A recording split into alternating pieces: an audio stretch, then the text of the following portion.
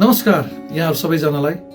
म रेडियन्ट readers academy कक्षा 5 मा अध्ययनरत प्रणेश महर्जनको अभिभावक रबिन महर्जन। रेडियन्ट रिडर्स स्कुलको बारेमा भन्नुपर्दा मेरो छोराको जुन प्री स्कुल लगभग सकिन लागेको बेलामा युकेजी पढ्दै गर्दाखेरि उसको स्कुलमा केही समस्या टेक्निकल कारणले गर्दा हामीले प्रणेशलाई बिचैमा त्यो स्कुलबाट निकाल्नु पर्ने भएको थियो र हामीले उसको फर्दर एजुकेसनको लागि काठमाडौँ ललितपुरका विभिन्न स्कुलहरूमा हामीले सर्च गर्दै जाँदा सानेपामा अवस्थित रेडियन्ट रिडर्स स्कुल हामीले भेटायौँ।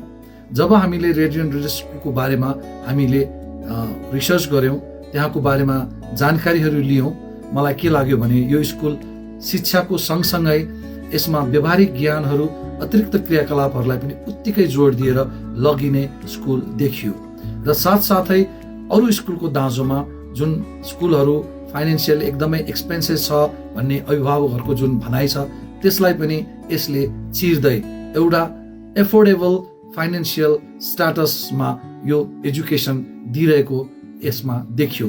त्यही कारणले पनि मलाई यो स्कुलमा मैले आफ्नो छोरालाई राख्ने निधो गरेँ। तर फाइनेन्सियल स्ट्याटसको सँगसँगै यसले दिने शिक्षा र यसमा गरिने अतिरिक्त क्रियाकलापहरू, व्यवहारिक ज्ञानका कुराहरू, त्यो सबैभन्दा महत्त्वपूर्ण लाग्यो मलाई। अहिले मेरो छोरा युकेजीको मिड टर्ममा एडमिट भएर अहिले हाल 5 क्लाससम्म निरन्तर उसले त्यही स्कुलमा अध्ययन गरिरहेको छ। यो स्कुल हालै मात्रै 25 वर्ष सफल कार्यकाल पनि पुरा गरेको छ। म उहाँहरूलाई यसमा बधाई पनि दिन चाहन्छु। मलाई लाग्छ यो स्कुलले अझै पनि शिक्षाको गुणस्तर सँगसँगै विद्यार्थीहरूको अतिरिक्त क्रियाकलाप र व्यवहारिक ज्ञानमा पनि सदैव जोड दिनेछ भन्ने मलाई विश्वास छ र देशको लागि चाहिने कर्णधारहरू यसले ल्याउनेछ भन्ने पनि मलाई पूर्ण रूपमा विश्वास छ। रेडियन्ट रिडर स्कुल एउटा अभिभावकको लागि, एउटा विद्यार्थीको लागि पूर्ण प्याकेजको रूपमा मैले हेरेको छु। धन्यवाद।